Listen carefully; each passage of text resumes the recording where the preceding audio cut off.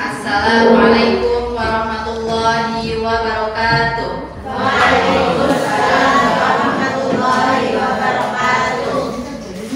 Innal hamdalillah nahmaduhu wa nasta'inuhu wa nastaghfiruh wa na'udzu billahi min shururi anfusina wa min sayyiati a'malina.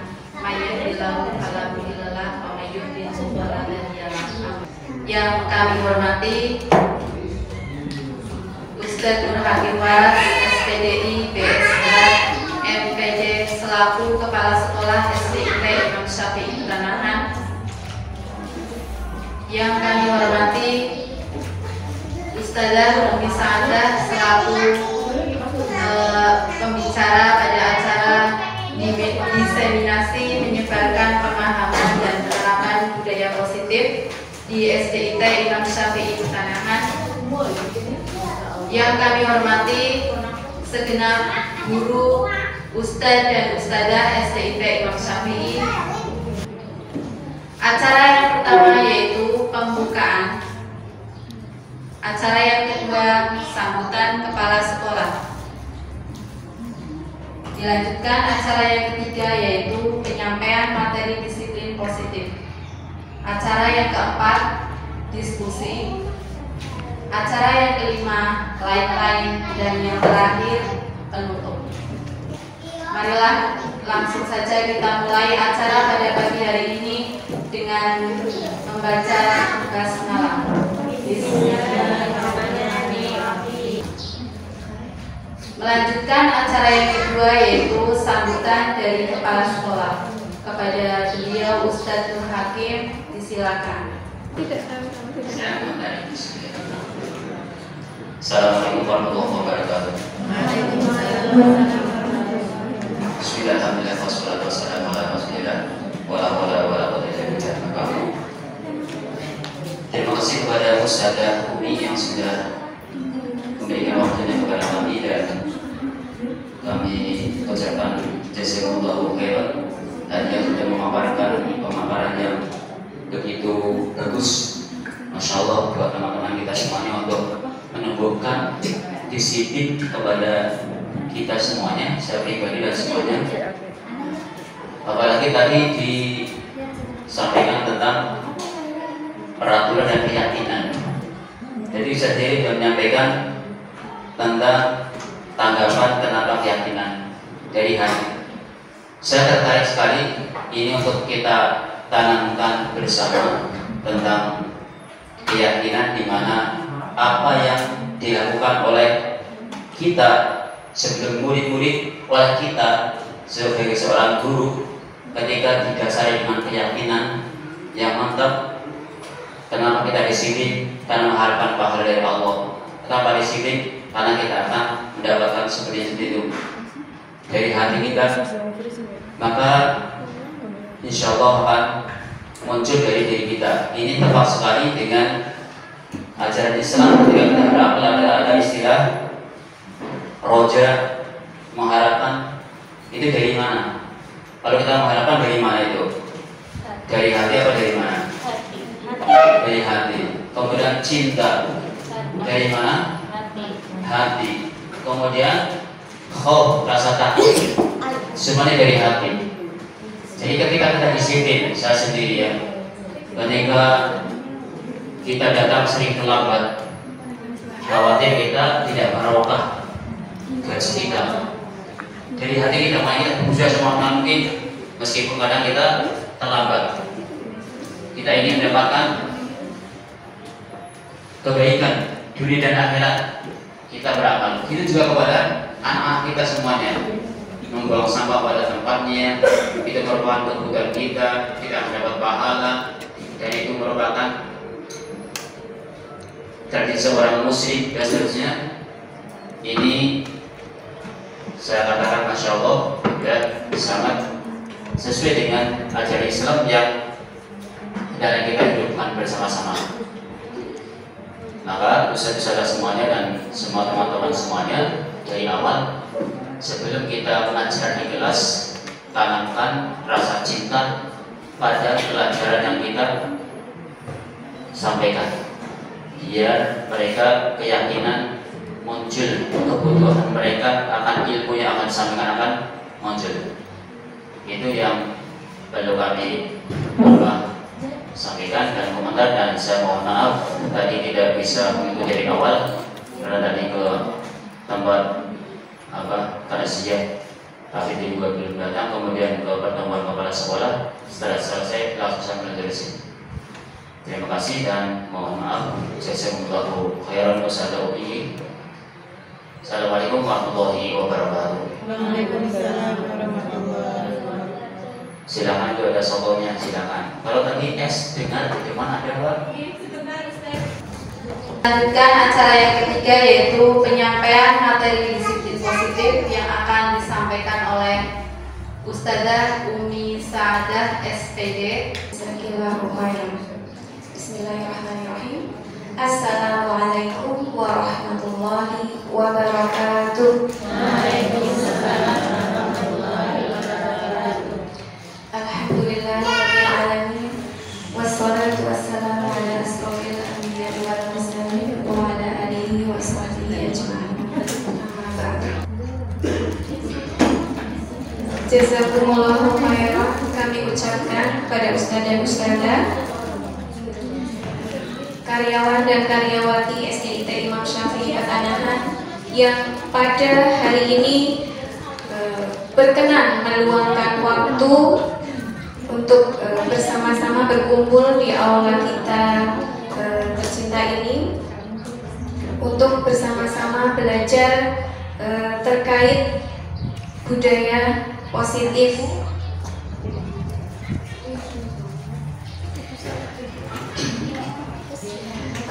Ini sebagai aksi nyata saya di pendidikan guru penggerak angkatan 11 di modul 1.4, yaitu modul terakhir dari modul 1.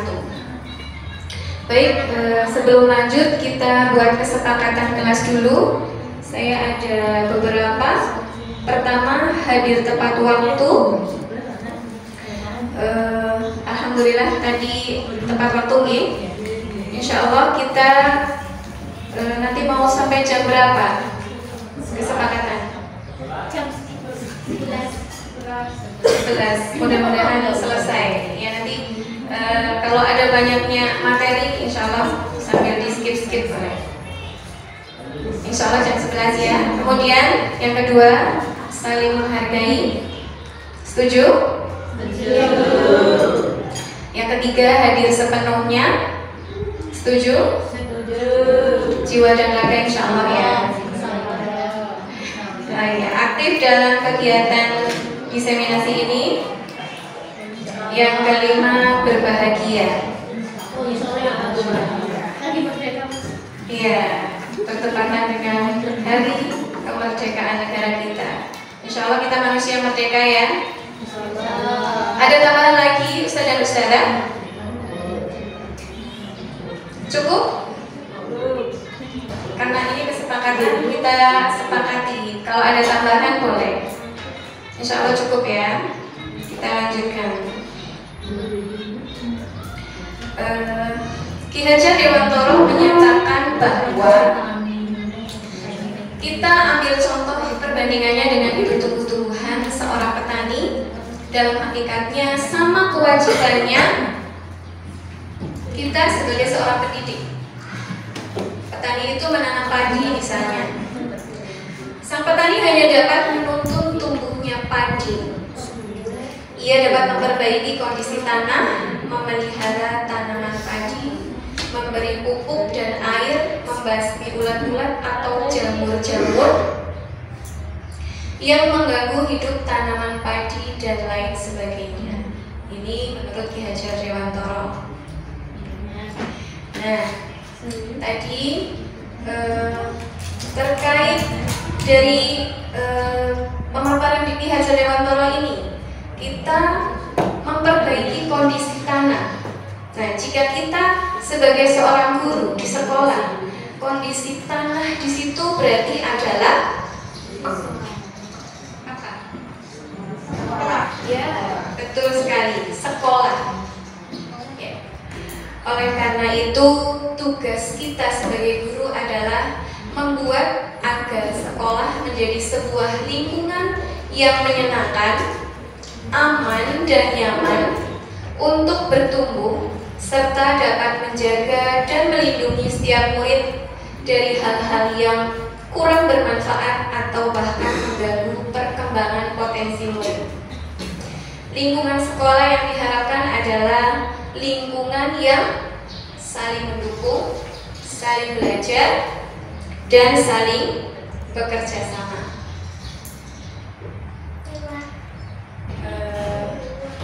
Lingkungan yang aman dan nyaman berbasis disiplin positif di sekolah akan berdampak secara maksimal pada perkembangan dan pembentukan karakter peserta didik. Nah, ini yang akan kita pelajari bersama. Konsep utama budaya positif itu ada banyak sekali yang akan kita pelajari. Pertama, disiplin positif dan nilai-nilai kebajikan universal. Yang kedua, teori motivasi, hukuman dan penghargaan, restitusi. Yang ketiga, keyakinan kelas. Keempat, kebutuhan dasar manusia dan dunia berkualitas. Yang kelima, restitusi. 5, posisi kontrol. Yang keenam, restitusi, segitiga restitusi. Disiplin positif dan nilai-nilai kebajikan universal. Kita sudah pernah bermain ini ya Ustaz-Ustazah, masih ingat? Permainan cobalah buka. Masih ingat tidak? Iya, mau bermain atau kita langsung kita ingat ya? Iya, cobalah buka. Teman-teman waktu itu sudah bermain ini. Nah, dalam kegiatan ini sesungguhnya siapa yang memegang kendali atau kontrol untuk membuka atau menutup kepalan kanan? Ya? Yang mengepal. Berarti diri kita sendiri ya. Meskipun dengan berbagai ancaman, intimidasi atau bahkan iming-iming hadiah ya, tetap kontrol itu ada pada diri kita sendiri yang menggenggam atau yang membuka. Terlihat jelas Ustaz dan Ustazah? Ya. Kita menuju ke perubahan paradigma stimulus respon menuju teori kontrol. Bisakah kita mengontrol seseorang?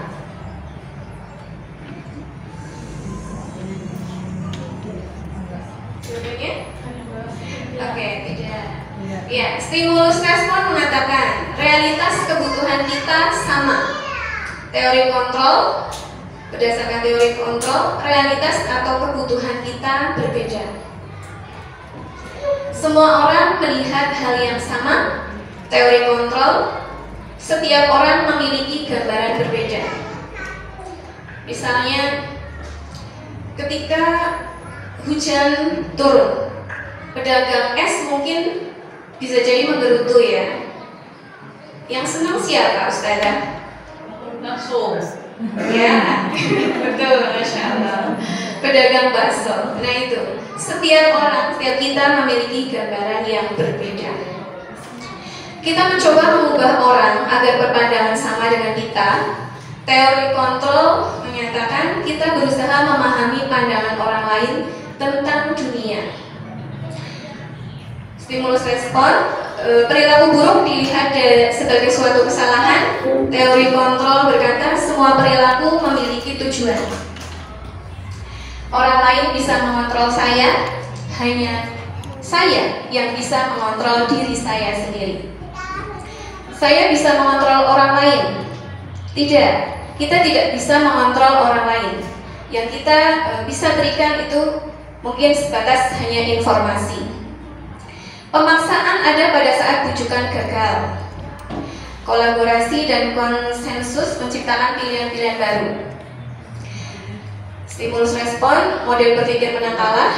Teori kontrol, model berpikir menang-menang. Jika kita lanjut ya, apa makna disiplin? Disiplin berasal dari bahasa Latin Disiplina yaitu belajar. Makna asal dari kata ini berkonotasi dengan disiplin diri dari murid-murid. Disiplin diri membuat orang menggali potensi menuju sebuah tujuan apa yang dia hargai. Namun dalam budaya kita, makna kata disiplin telah berubah menjadi sesuatu yang dilakukan seseorang pada orang lain untuk mendapatkan kepatuhan. Kecenderungan umum adalah menghubungkan kata disiplin dengan ketidaknyamanan. Biasanya hukuman ya, bukan dengan apa yang kita hargai atau pencapaian suatu tujuan mulia.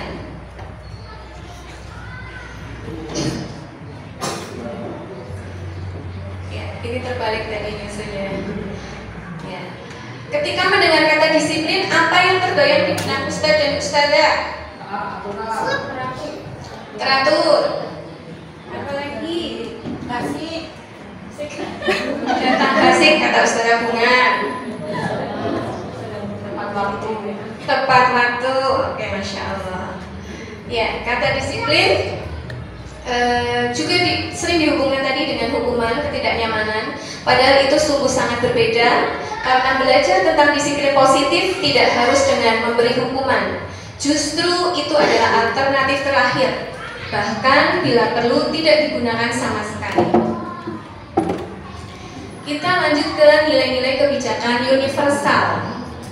Nilai-nilai kebajikan, kebajikan adalah sifat-sifat positif manusia yang merupakan tujuan mulia yang ingin dicapai setiap individu. Nilai-nilai tersebut bersifat universal dan lintas bahasa, suku bangsa, agama maupun latar belakang. Nilai kebajikan universal menurut William Glasser pada teori kontrol, setiap perilaku atau perbuatan memiliki suatu tujuan. Dengan mengaitkan nilai-nilai kebajikan yang diyakini, seseorang motivasi intrinsiknya akan terbangun sehingga menggerakkan motivasi dari dalam untuk dapat mencapai tujuan mulia yang diinginkan. Nilai-nilai kebajikan yang diharapkan pendidikan Indonesia itu apa sih? Ada yang masih ingat profil pelajar Pancasila?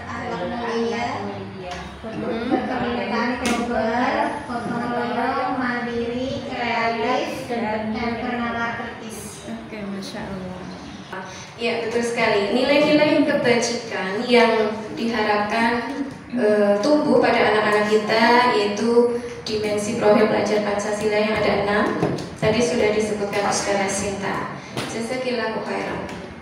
Kita lanjut ke teori motivasi, hukuman, dan penghargaan, juga restitusi. Setuju atau tidak setuju? Pertama, hukuman di sekolah dapat mendisiplinkan anak. Tidak setuju. Masya Allah, oke. Yang kedua, pemberian hukuman dengan hal positif seperti membaca atau membersihkan halaman sekolah dapat meningkatkan disiplin anak. Tidak setuju. Tidak setuju.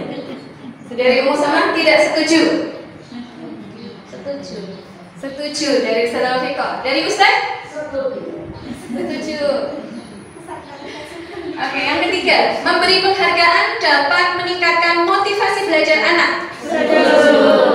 Setuju. Yang keempat, membuat anak merasa bersalah, memberi dampak lebih ringan dibanding menghukum. Tidak setuju.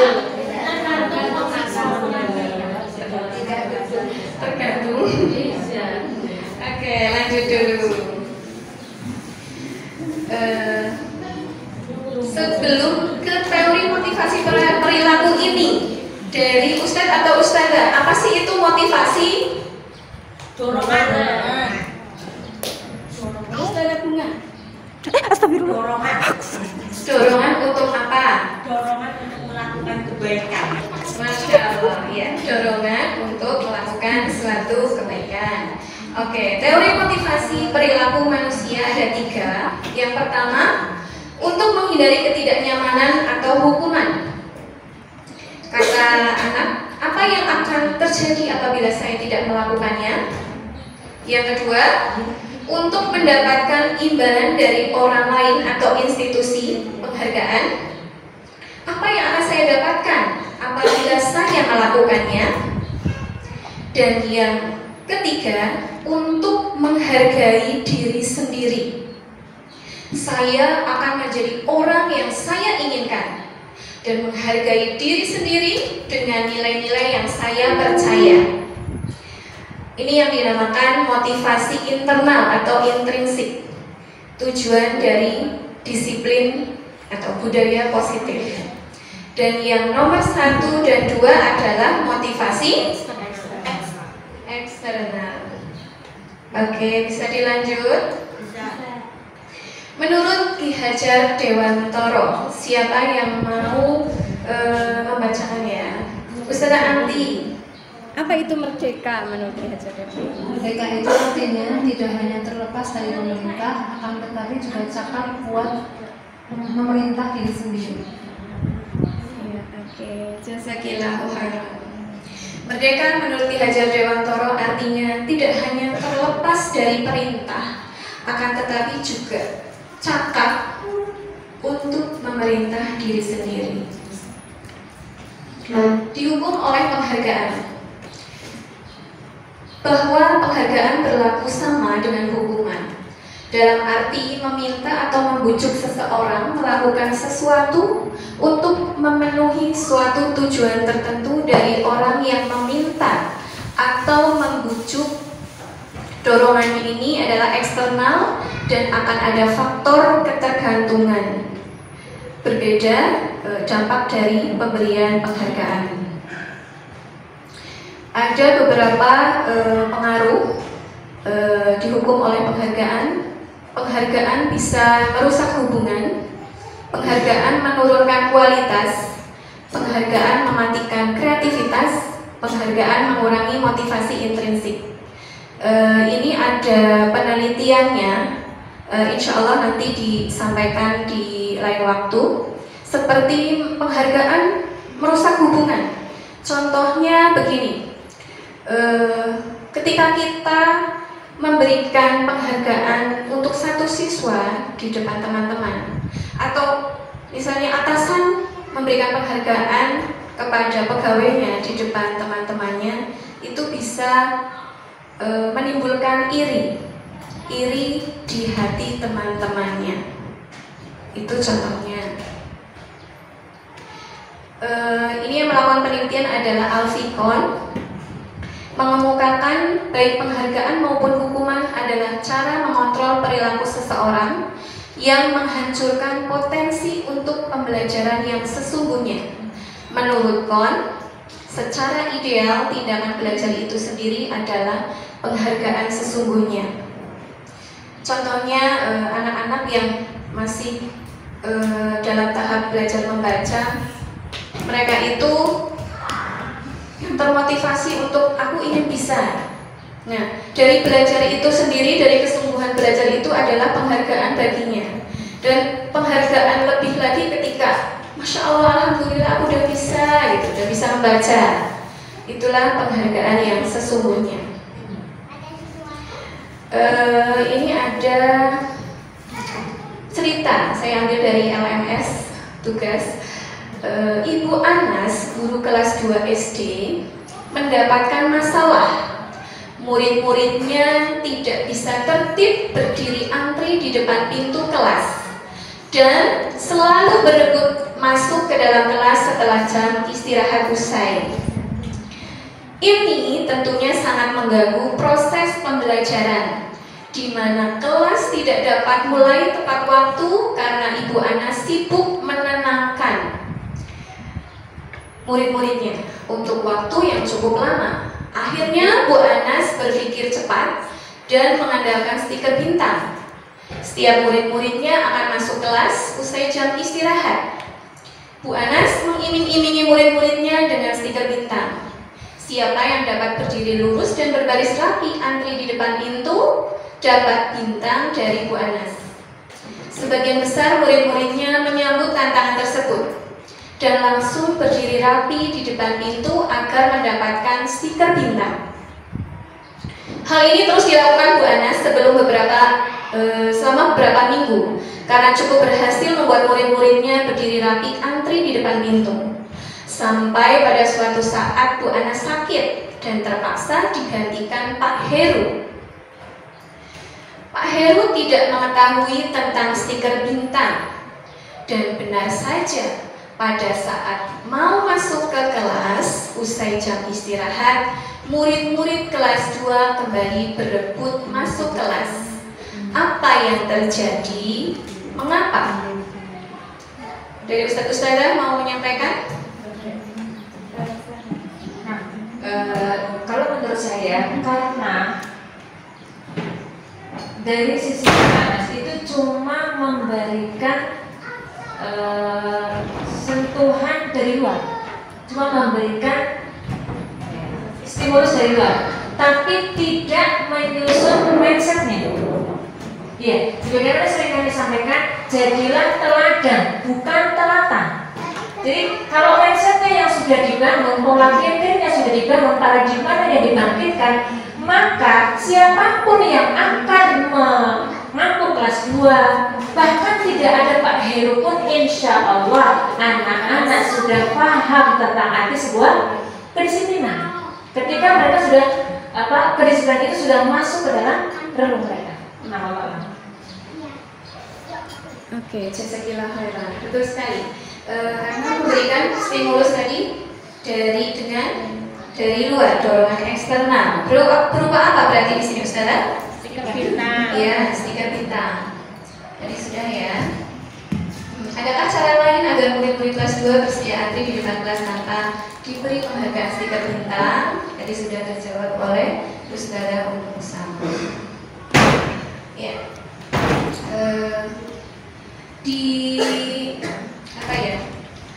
Ketika kita yang motivasi eksternal berupa penghargaan, kemudian hukuman sebisa mungkin kita hindari, lalu bentuk program kebajikan apa yang bisa kita terapkan. Nah, di sini bisa kita berikan apresiasi ke siswa kita. Dalam memberikan apresiasi atau pengakuan perlu diingat beberapa hal. Beri pengakuan secara khusus, beri pengakuan secara pribadi, ini misalnya tidak di depan teman-temannya. Secara khusus, misalnya Masya Allah, Ananda yang paling peduli dengan teman Ananda ini. Jadi kita tonjolkan kebaikan anak tersebut. Yang ketiga, beri pengakuan kepada semua murid bergantian.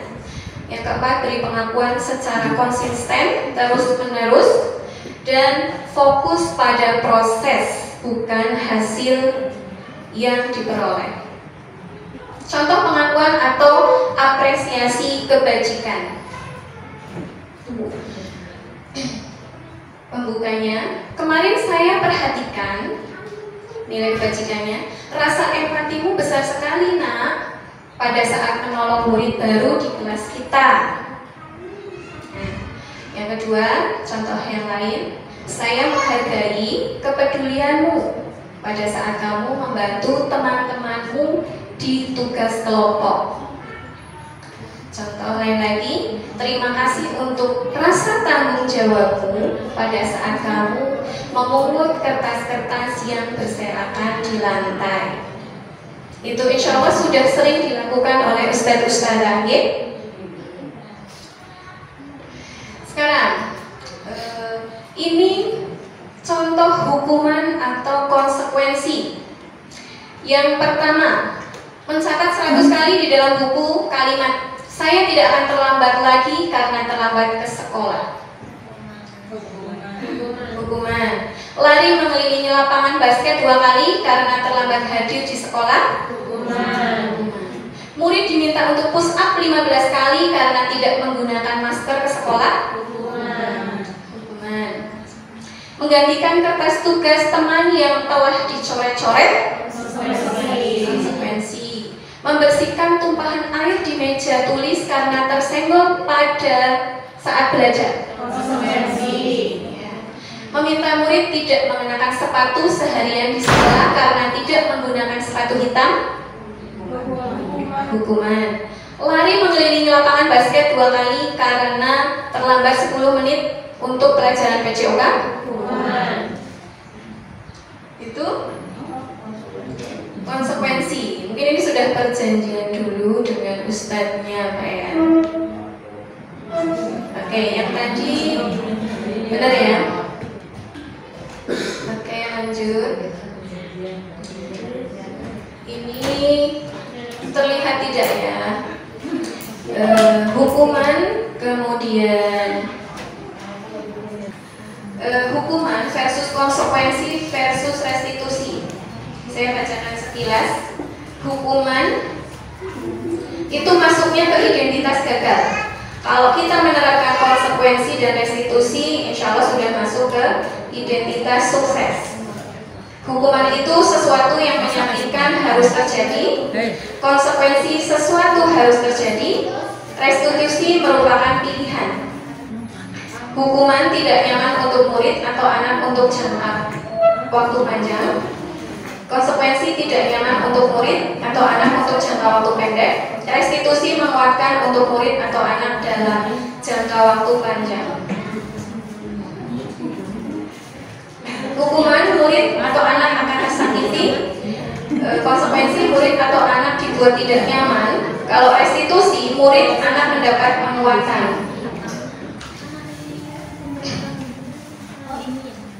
Hukuman, sistem tidak akan berjalan bila murid tidak takut. Jadi bisa jadi anak lah paling nanti disuruh bersihin WC. Nah itu. Jadi sistem yang kita jalankan itu tidak berjalan kalau murid tidak takut. Kemudian konsekuensi memerlukan monitoring dan supervisi terus-menerus dari guru. Kita mengawasi terus. Kemudian murid belajar bertanggung jawab. Kalau restitusi, murid belajar bertanggung jawab untuk perilakunya. Next ya. Apa itu restitusi? Restitusi adalah proses menciptakan kondisi bagi murid untuk memperbaiki kesalahan mereka sehingga mereka dapat kembali ke kelompok mereka dengan karakter yang lebih kuat. Gosen 2004. Restitusi juga merupakan proses kolaboratif yang mengajarkan murid untuk mencari solusi atas masalah mereka dan membantu murid untuk berpikir ingin menjadi orang seperti apa mereka, tujuan mulia, dan bagaimana mereka memperlakukan orang lain. Ciri restitusi, pertama, belajar dari kesalahan, bukan menebus kesalahan. Yang kedua, memperbaiki hubungan. Yang ketiga, menawarkan, bukan memaksa. Yang keempat, restitusi diri adalah cara terbaik. Kemudian menuntut untuk melihat ke dalam diri. Keenam, mencari kebutuhan dasar yang mendasari tindakan. Ketujuh, berfokus pada karakter bukan tindakan. Yang kedelapan, berfokus pada solusi dan mengembalikan murid yang berbuat salah pada kelompoknya. Keyakinan kelas Anda. Mengapa tidak peraturan saja? Mengapa harus keyakinan kelas? Dari Ustadz, saya minta coba perwakilan. Ustadz, halo. Mengapa tidak peraturan saja? Mengapa harus keyakinan? Keyakinan ada dalam hati, makanya harus keyakinan. Masya Allah. Dari Ustazah siapa? Ustazah Tri, Ustazah Sinta, Ustazah Tika. Yang lainnya yang tidak saya sebutkan, silakan. Oke, Ustazah. Ya, siap. nanti kalau salah kan? Iya, kalau peraturan mungkin kita sebagai apa ya, yang diberi aturan itu tinggal menjalankan atau mematuhi begitu. Kalau keyakinan itu kesepakatan bersama, jadi mungkin lebih enak gitu.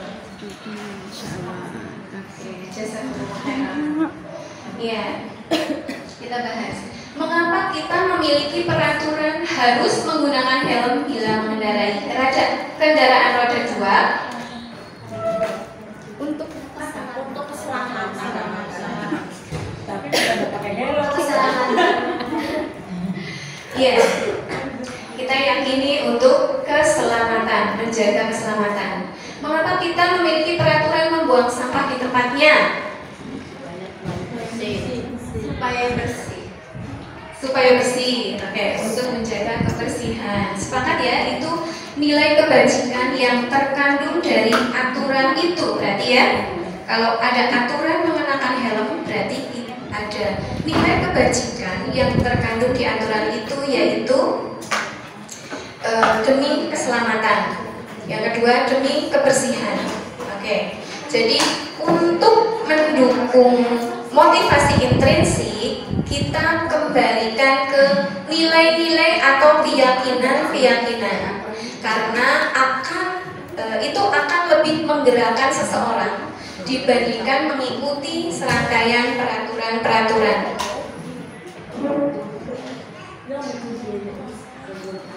Ya.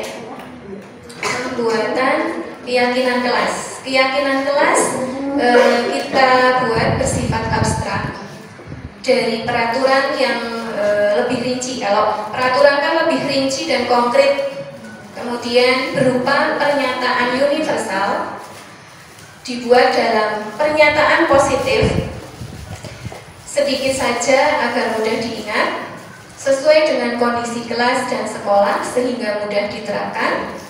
Semua warga sekolah atau warga kelas dilibatkan saat membuat keyakinan kelas. Ya, betul sekali tadi yang dikatakan Ustaz Taufiko, kita libatkan anak-anak kita dalam membuat keyakinan kelas. Kemudian bersedia meninjau kembali keyakinan kelas dari waktu ke waktu. Nah, tadi menekankan pada keyakinan seseorang akan lebih memotivasi seseorang dari dalam. Seseorang akan lebih tergerak dan bersemangat untuk menjalankan keyakinannya daripada hanya sekedar mengikuti serangkaian peraturan tertulis tanpa makna.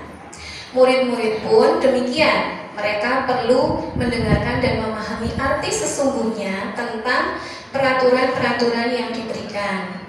Apa nilai-nilai kebajikan di balik peraturan tersebut? Apa tujuan utamanya, dan menjadi tidak tertarik atau takut sehingga hanya sekedar mengikuti serangkaian peraturan-peraturan yang mengatur mereka tanpa memahami tujuan mulianya. Tapi nanti ada satu video lagi yang perlu suara.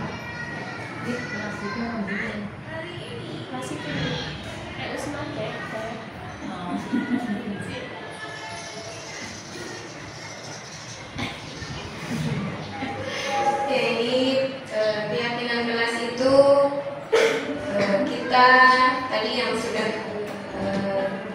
disampaikan di depan nih, berdiskusi dengan anak-anak, menggali dari mereka. Ini ada anak yang menyampaikan lengkap sekali, tidak boleh keluar gerbang, misalnya tidak boleh bertengkar, saat belajar tidak boleh keluar kelas, dan lain sebagainya, lengkap, komplit.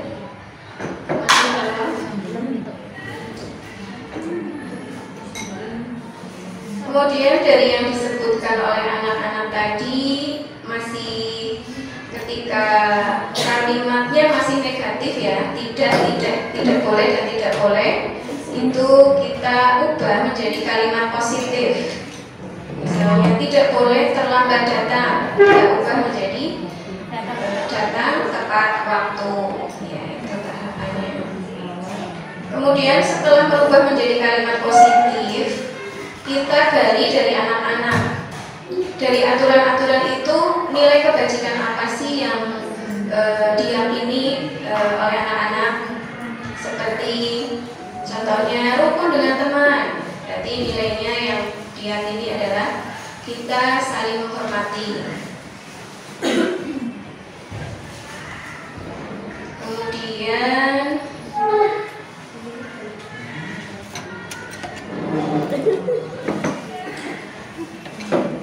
setelah itu, ini belum disalin kayaknya ya, belum disalin jadi lebih bagus nih. Sepakatnya dengan anak diberi cap jempol. Lanjut membahas tugas guru dan murid, juga yang bukan tugas guru dan murid.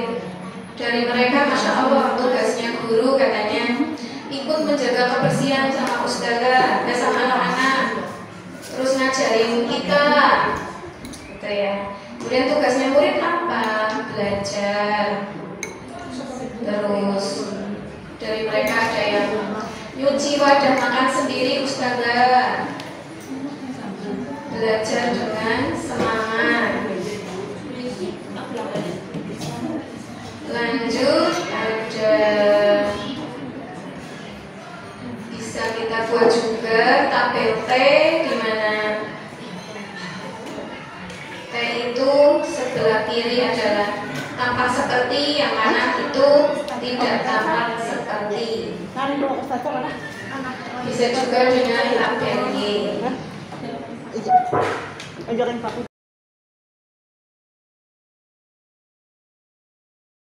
Kira-kira apa saja yang memenuhi?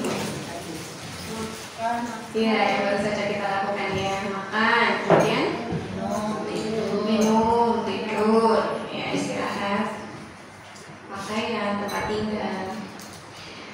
Ada kebutuhan yang lain, kebutuhan kasih sayang dan rasa diterima, kemudian penguasaan, kesenangan, juga kebebasan.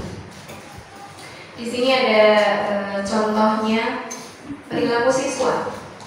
Ketika memukul teman yang menghinanya, kebutuhan yang mungkin berusaha dia penuhi adalah kekuasaan atau power, katanya untuk membela diri.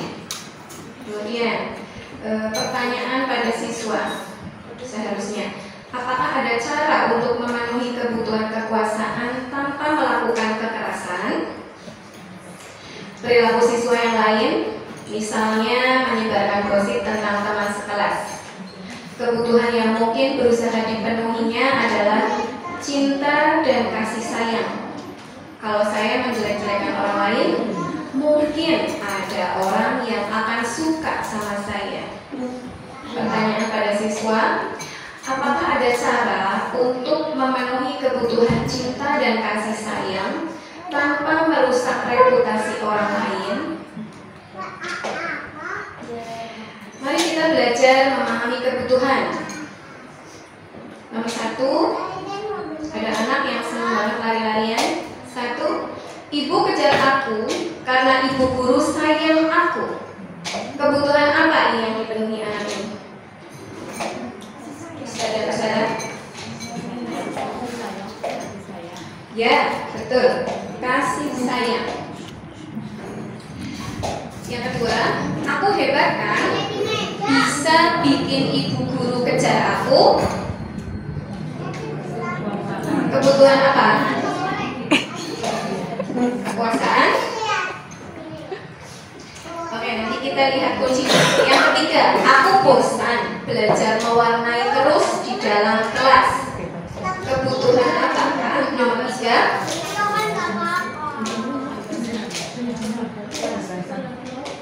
Kebutuhan apa, saudara? Ya, betul. Coba kita lihat kuncinya. Ya, yang pertama butuh kasih sayang. Yang kedua penguasaan. Yang ketiga kebebasan. Nah, jadi nanti kita perlu pahami, kita perlu gali dari anak-anak kebutuhan apa yang ingin mereka penuhi ketika mereka itu berperilaku atau bertindak. Sekarang lanjut ke 5 posisi kontrol. Posisi kontrol guru kita sebagai guru ada yang pertama menghukum, kedua membuat orang merasa bersalah, yang ketiga posisi sebagai teman, yang keempat pemantau dan manajer. Di samping kiri ada guru berbuat, guru berkata hasilnya kaitan dengan dunia berkualitas, murid berkata dampaknya pada murid. Untuk yang penghukum, biasanya itu menghardik, menunjuk-nunjuk, menyakiti, menyindir, awas gitu ya. Biasanya kalimatnya ada kata awas. Untuk video lengkapnya contohnya sudah saya kirim di grup guru gitu, nanti bisa tidak bersama. Kemudian membuat orang merasa bersalah, berceramah dan mengatakan seharusnya begini, ibu kecewa sama kamu. Kemudian teman membuatkan alasan-alasan untuk muridnya. Kemudian pemantau menghitung dan mengukur, melihat peraturan ya. Manajer akan mengajukan pertanyaan-pertanyaan, mengajak diskusi. Kemudian guru berkata, kalau kamu tidak melakukannya, awas ya, rasakan. Kemudian membuat orang merasa bersalah, seharusnya kamu sudah tahu, ibu lelah sekali mengatakan, ibu stres. Kemudian yang teman, ayolah lakukan demi ibu, demi ustazah. Kemudian yang pemantau, apa peraturannya? Ya. Yang manajer, apa yang kita yakini, apa yang bisa kita kerjakan untuk memperbaiki masalah ini. Kemudian hasilnya, penghukum hasilnya adalah memberontak, menyalahkan orang lain, bisa saja berbohong.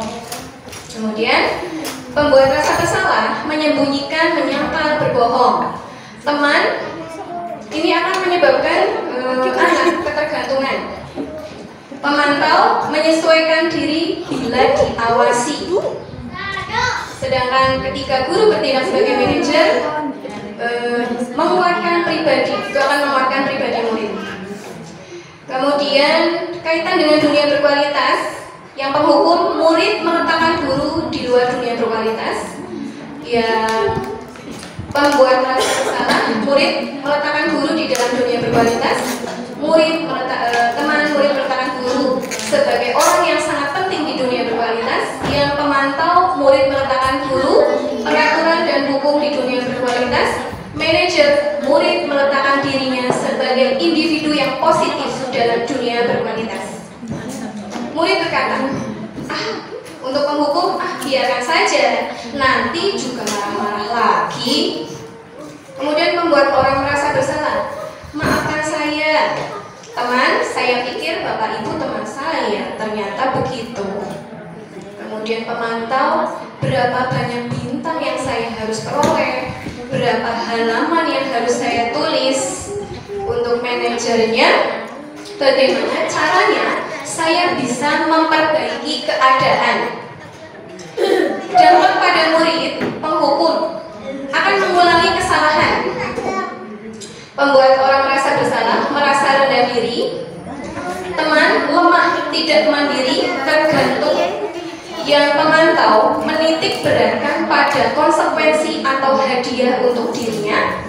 Manajer mengevaluasi diri, bagaimana cara memperbaiki diri. Lanjut, ini videonya sudah saya kirim di ustazah untuk mempersingkat waktu, nanti ditonton sendiri. Lanjut ke segitiga restitusi. Segitiga restitusi itu pertama yang dilakukan adalah menstabilkan identitas. Ini yang sudah melakukan aksi nyata disiplin positif di PMM, insya Allah sudah praktik ya Sadatri, sudah dapat sertifikat, insya Allah sudah memahami ini. Lanjut, menstabilkan identitas itu Dengan kata-kata, setiap orang pasti pernah melakukan kesalahan. Kamu bukan satu-satunya yang pernah melakukan ini. Kemudian yang kedua, langkah kedua adalah validasi tindakan yang salah. Yang ketiga, menanyakan keyakinan. Ini. Tadi langkah pertama, menstabilkan identitas. Ini berguna untuk membuat anak yang merasa gagal karena berbuat salah menjadi positif terhadap dirinya. Guru akan berkata, berbuat salah itu hal yang manusiawi, nak. Tidak ada manusia yang sempurna. Bisa juga ustadz atau ustadzah juga pernah berbuat salah. Kita pasti bisa menyelesaikan permasalahan ini. Bapak atau ibu tidak tertarik untuk mencari tahu siapa yang benar, siapa yang salah. Bapak atau ibu lebih tertarik untuk menyelesaikan masalahnya. Kalau kamu menyalahkan dirimu sendiri terus-menerus, apakah kamu bersikap baik pada dirimu sendiri? Ya. Adakah yang sudah melakukan ini, Ustadz dan Ustadzah? Tadi yang pertama menstabilkan identitas, yang konsentrasi. Yang kedua apa ya selanjutnya, Ustadz Ustadzah? Tadi validasi tindakan, memvalidasi tindakan.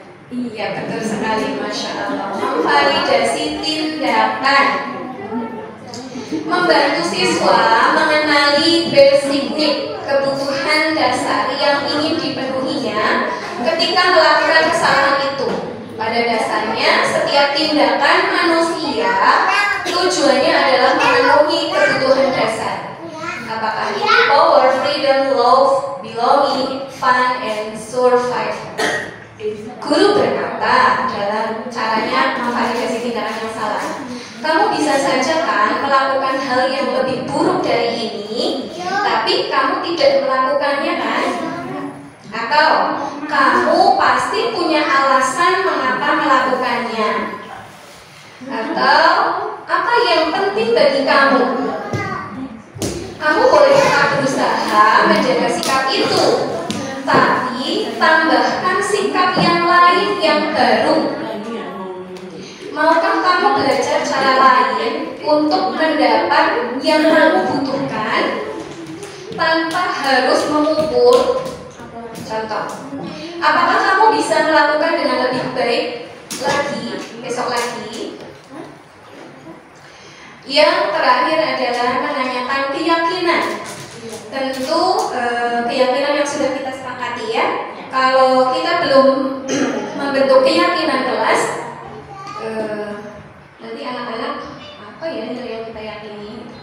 Nah, anak melihat kesalahannya dihubungkan dengan norma sosial dan nilai-nilai yang mendasari manusia berinteraksi dengan orang lain. Guru berkata, apa nilai yang kita percaya di kelas atau sekolah kita? Nilai-nilai universal apa yang telah kita sepakati? Kelas yang ideal itu seperti apa sih? Atau kamu ingin jadi anak seperti apa sih? Atau apa yang kamu rasakan ketika kamu melakukan itu? Kamu menjadi orang yang seperti apa? Jazakumullah khairan atas perhatiannya. Barakallahu fiikum. Salam dan bahagia dari saya. Wassalamualaikum warahmatullahi wabarakatuh. Waktu dan tempat saya kembali ke wajah. Melanjutkan acara yang keempat yaitu diskusi sebagai guru dalam mengendalikan siswa kayak gitu. Kalau lebihnya tadi ada emosi, hukuman atau restitusi, satunya konsekuensi. Nah, jujur ini kadang kita kayak tidak melaksanakan yang tadi konsekuensi atau yang restitusi. Banyak yang bersifat hukuman. Nah, menurut Ustazah gimana sih untuk kondisi siswa khususnya laki-laki dan perempuan saja berbeda dari segi untuk menertibkan atau segi membangun tanggung jawab siswa terhadap tugasnya, terhadap kedisiplinan itu sendiri mungkin menjaga kenyamanan kelas yang kadang itu qadarullahnya tidak kondusif gitu di pelajaran. Dan di SDIT sendiri memang kadang kalau tidak diberi hukuman kayak tidak mengena kayak gitu. Ya, bagaimana ya Ustazah? Baik, saya coba jawab ya Ustazah. Jadi bagaimana cara Iya.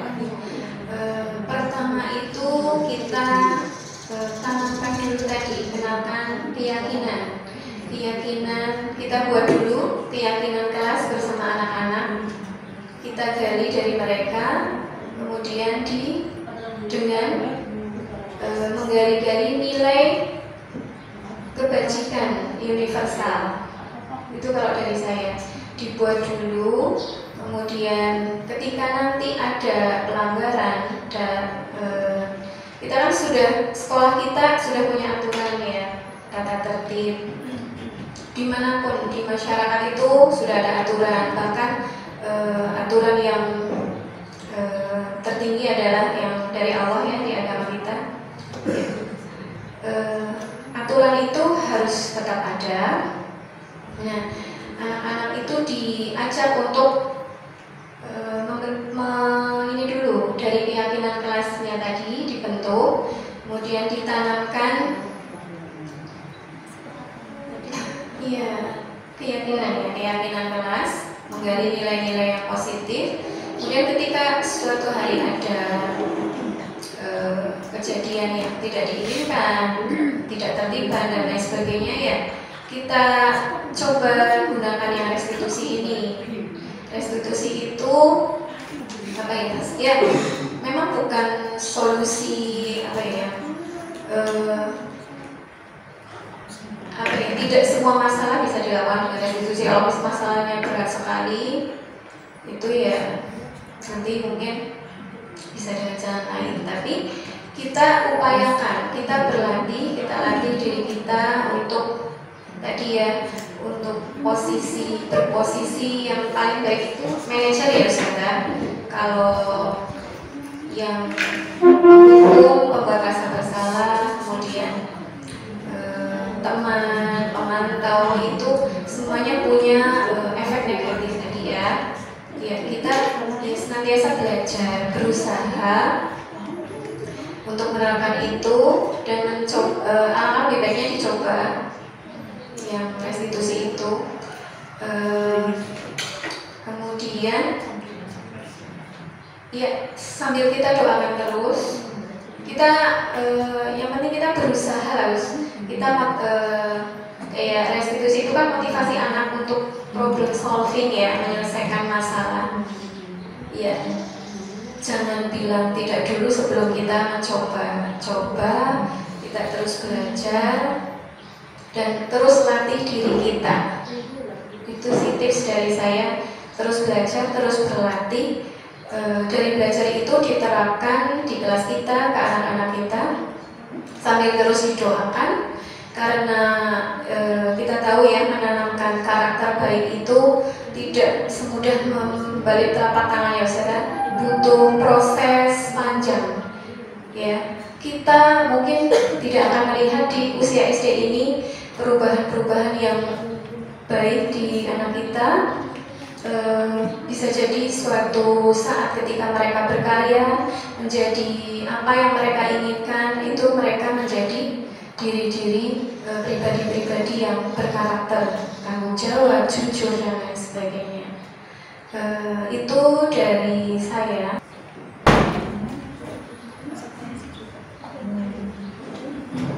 Ya, saya mencoba menambahkan sedikit seperti kata Ustazah Umi Sanada.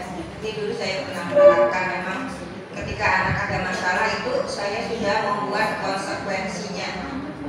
Jadi kita sudah membuat keyakinan, dan apabila anak melanggar maka akan ada konsekuensinya, tapi bukan hukuman. Kayak saya di kelas 3B sekarang saya kasih konsekuensi ketika mereka lupa tidak membuat PR, itu konsekuensinya saya suruh untuk menulis Al-Quran 1/4 halaman. atau menghafal surat baru 5 ayat. Jadi kita memberikan konsekuensi tapi tidak menghukum. Ya, tidak, karena itu kan tidak menimbulkan sesuatu yang membuat mereka takut dan jerak, kan? Karena itu kan menulis,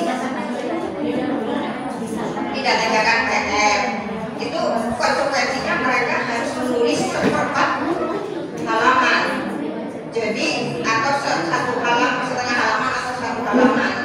Jadi kita memberikan konsekuensinya itu tidak yang membuat mereka itu suruh bersih ini, suruh ini, suruh ini. Tapi mereka ya walaupun kita itu termasuk mungkin itu hukuman, tapi itu konsekuensi namanya. Dan tidak dan hukumannya konsekuensinya itu tidak membuat sakit hati mereka, tapi membuat mereka malah bisa hafal Al-Quran, tulisan mereka lebih bagus.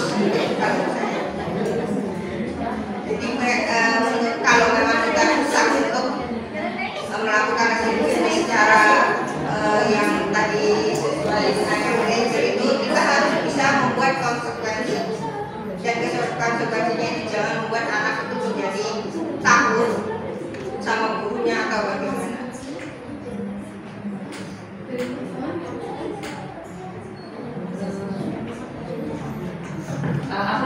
Saya sedikit sharing ya. Kalau menurut saya itu masih hukuman, karena belum menyelesaikan masalah PR yang belum dikerjakan.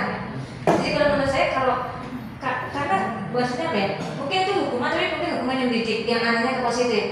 Cuma permasalahannya kalau menurut saya belum selesai, karena PR-nya kan memang belum terkerjakan. Kalau konsekuensi menurut saya itu karena dia belum mengerjakan, tapi karena sekarang itu KPM berjalan, itu dipending dulu.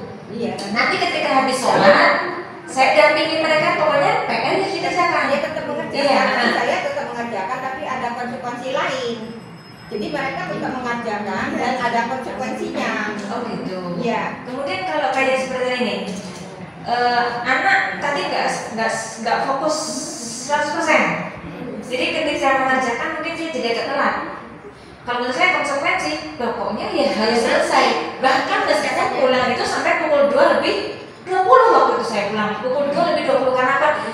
Ya melaksanakan konsekuensi ke siswa, mengerjakan sampai selesai. Dia tetap mengerjakan ketika waktu istirahat, mereka tetap mengumpulkan nanti. Oh ya, terus menulis Al-Qurannya kapan? Ya itu istirahat juga. Mungkin dia istirahat pertama mengerjakan itu, iya. kemudian istirahat kedua mengerjakan yang PR-nya itu.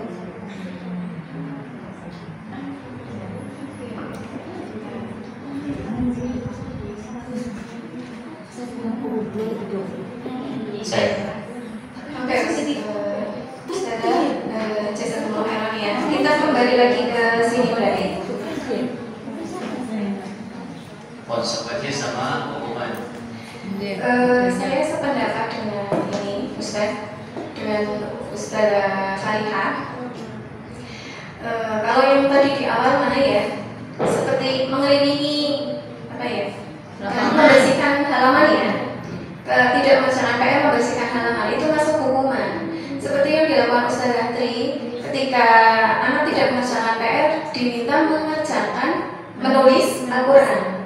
Ya itu tidak ada kaitan hubungannya dengan PR tadi. Iya. Itu kalau menurut saya sih maksudnya hukuman Ustazah.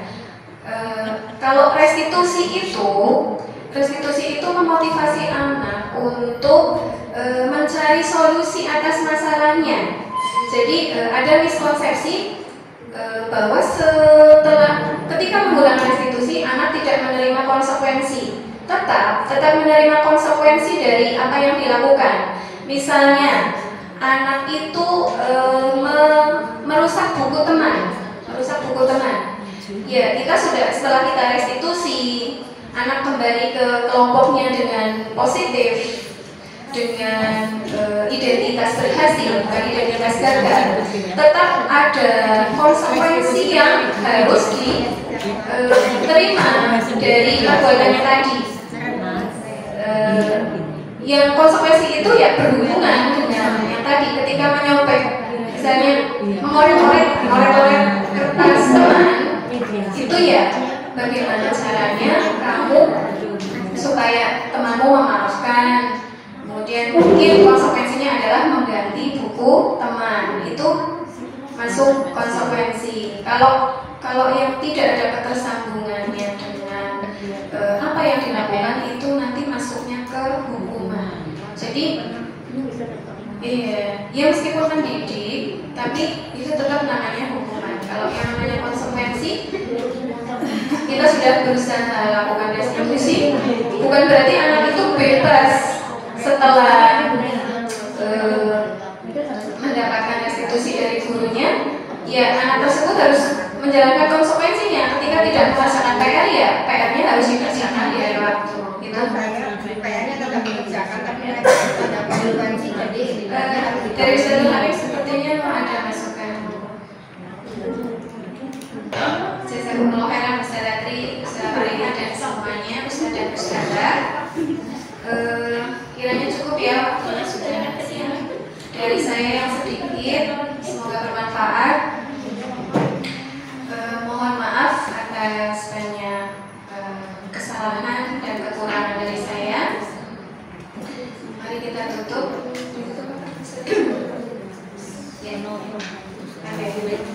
Assalamualaikum warahmatullahi wabarakatuh. Assalamualaikum warahmatullahi wabarakatuh. Perkenalkan, saya Rofiqah dari SDIT Imam Syafi'i, salah satu rekan dari Ustazah Umi Sa'adah SPD. Dari materi yang dipaparkan oleh beliau, kami mendapatkan banyak ilmu yang sangat bermanfaat tentang berbagai hal terkait disiplin positif, yang mana dengan ilmu tersebut kami bisa mencoba menerapkan untuk menanamkan disiplin positif kepada anak didik kita. Di mana dengan penerapan tersebut dapat diharapkan anak didik kita memiliki motivasi yang baik menjadi orang yang mereka inginkan dan menghargai diri sendiri dengan nilai-nilai yang mereka yakini, tanpa adanya paksaan ataupun ancaman yang mungkin lebih banyak cenderung memiliki dampak yang kurang baik. Kemudian saya khususnya ucapkan banyak terima kasih kepada Ustazah Umi Sa'adah yang sudah berbagi ilmu tentang disiplin positif. Semoga dengan ilmu tersebut akan bermanfaat untuk rekan-rekan guru semuanya dan siswa serta semua warga sekolah. Wassalamualaikum warahmatullahi wabarakatuh. Assalamualaikum warahmatullahi wabarakatuh. Perkenalkan, saya Ustazah Triwidiati yang merupakan rekan kerja dari Ustazah Umi Sa'adah dari SDIT Imam Syafi'i. Disiplin positif yang ada di kelas bisa dimulai dengan adanya keyakinan kelas. Dengan adanya keyakinan kelas, ketika ada masalah di kelas, kita bisa mengatasi dengan cara segitiga restitusi.